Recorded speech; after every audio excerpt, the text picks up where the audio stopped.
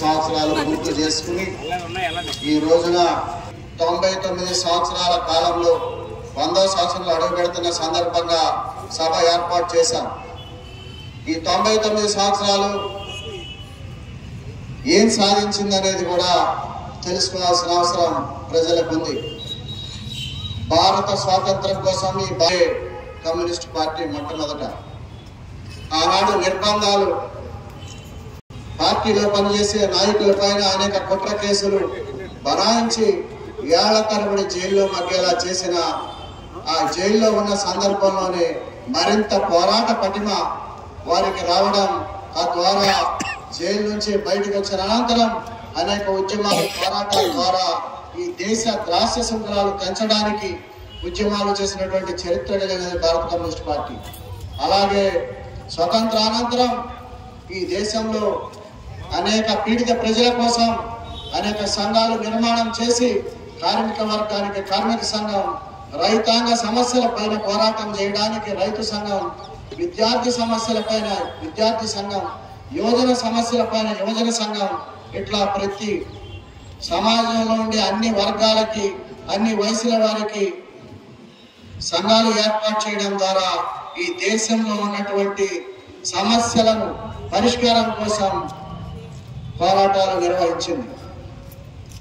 దున్నేవాడికి భూమి కావాలని, ఉండడానికి ఇల్లు కావాలని, తినడానికి తిండి కావాలని ఈ దేశంలో ఉన్న పేద ప్రజల పక్షాన పోరాటాలు నడిపింది.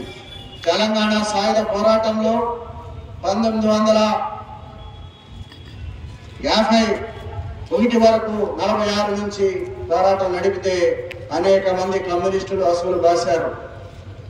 ఆనాడు బ్రిటిష్ పాలకులకు నుంచి ఈ దేశానికి స్వాతంత్రం వచ్చినా తెలంగాణ ప్రాంతం స్వాతంత్రం రాని విధంగా ప్రత్యేక దేశంగా అది నడుపుకుంటా పోతా ఉన్నాడు. ఆ సందర్భంలో అక్కడ ఉండేటటువంటి పన్నుల విధానం రైతాంగానికి కంటకంగా మారింది. ఆనాడు ఆ పన్నుల విధానాన్ని వ్యతిరేకించినటువంటి ద్వారా తెలంగాణ విముక్తి జరిగింది. నేటికి అనేక పోరాటాలు ఉద్యమాలు జరుగుతా ఉన్నాయి దేశవ్యాప్తంగా. కానీ కమ్యూనిస్టులు చట్టసభల్లో ఉండడం ద్వారా డబుల్ ఇంజిన్ సర్కార్ నేటికి కూడా దమనకాండ కొనసాగిస్తా ఉంది. కానీ దానిపైన పట్టించినటువంటి పరిస్థితి కేంద్ర ప్రభుత్వానికి లేదు.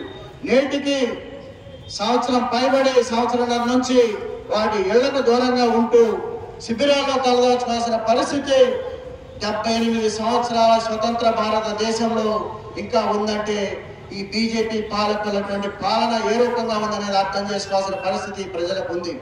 అట్లానే అధిక ధరల భారం, మోయలేని భారం మోస్తా ఉన్నారు ప్రజలు. ఒక ఇంటిలో 4-5 కుటుంబాలు నివసిస్తా ఉన్నాయి. అట్లా కాకుండా ప్రతి కుటుంబానికి సొంత ఇంటి కల నెరవేర్చాలనే ఉద్దేశంతో అనేక ఉద్యమాలు పోరాటాలు చేయడం ద్వారా ఈ దేశంలో అనేక మందికి నివేశ స్థలాలు ఇప్పించిన ఘనత భారత కమ్యూనిస్ట్ పార్టీకి ఉంది. దున్నేవాడికి భూమి విధంగా అనేక చోట్ల దేశవ్యాప్తంగా భూ పోరాటాలు నడిచినాయి. లక్షల ఎకరాల భూములు పేదలకు పంచారు. సొంత భూములు కూడా కమ్యూనిస్ట్ పార్టీ నాయకులు పేదలకు పంచడం జరిగింది. నేటికి కమ్యూనిస్ట్ అంటే ఈ దేశంలో ఉండే ప్రజలు తమ కుటుంబంగా భావించి ఈ దేశమే తమ ఇల్లుగా భావించి పనిచేసేవాడే కమ్యూనిస్టు.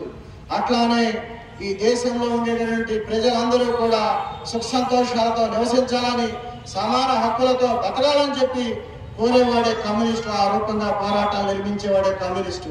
కాబట్టి ఈనాడు కమ్యూనిస్ట్ పార్టీలు మరింత పెరగడానికి దోహదపడే విధంగా ప్రజలందరూ కూడా ఆలోచన చేయాల్సిన అవసరం ఉంది. లేని పక్షంలో ఈనాడు ప్రజలకు అందించేటటువంటి ప్రభుత్వాలు ప్రజారంజక పాలన కాకుండా ప్రజలను ఇబ్బందుల్లో నెట్టే విధంగా వీరి పరిపాలన కొనసాగుతూ ఉంది. ఇవాళ అధిక ధరల భారం, నివేశ స్థలాలు లేవు, అట్లానే కొత్తగా కరెంటు ఛార్జీల భారం.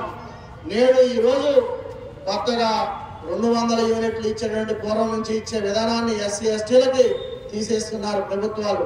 మీటర్లు పీక్కుపోయే పరిస్థితి ఏర్పడతా ఉంది ఏళ్ల నుంచి. మీరు 90 సంవత్సరాల చరిత్రని చూసి భవిష్యత్తులో కమ్యూనిస్ట్ పార్టీలను మరింత బలోపేతం చేయడానికి మీరందరూ కూడా ముందుకు రావాలి. అట్లానే చట్టసభల్లో కమ్యూనిస్టులు ఉంటే అనేక రూపాలుగా ఉద్యమాల ద్వారా బయట నుంచి, పోరాటాల ద్వారా బయట నుంచి చట్టాలు చేయించగలగడం, అలాగే చట్టసభల్లో ఉండే ఒక కమ్యూనిస్టు ప్రజల పక్షాన ఆలోచన చేసి ప్రజా సమస్యలను గళం విప్పడానికి, ప్రజా సమస్యలను చట్టసభలో చెప్పడానికి, తద్వారా ప్రజల పరిష్కారం చూపించడానికి, ప్రజలకు ఉపయోగపడే విధంగా పనిచేయడానికి కమ్యూనిస్టులు ఉపయోగపడతారు. కాబట్టి రానున్న కాలంలో మీరందరూ కూడా కమ్యూనిస్టు పార్టీని మరింత ముందుకు తీసుకెళ్ళడానికి సహకరించవలసిందిగా కోరుతూ, ఈ సుదీర్ఘకాల పనిచేసినటువంటి కమ్యూనిస్ట్ పార్టీ నాయకులు అనేక మంది అందరూ అసూలు బాసారు. వారి స్ఫూర్తితో భవిష్యత్ ఉద్యమాల్లో మరింత మంది మమేకం కావాలని ఆశిస్తూ, ఆకాంక్షిస్తూ ఆ రకంగా పనిచేస్తారని ఈ అవకాశం ఇచ్చినందుకు అందరికీ ధన్యవాదాలు తెలియజేస్తా ఉన్నాను.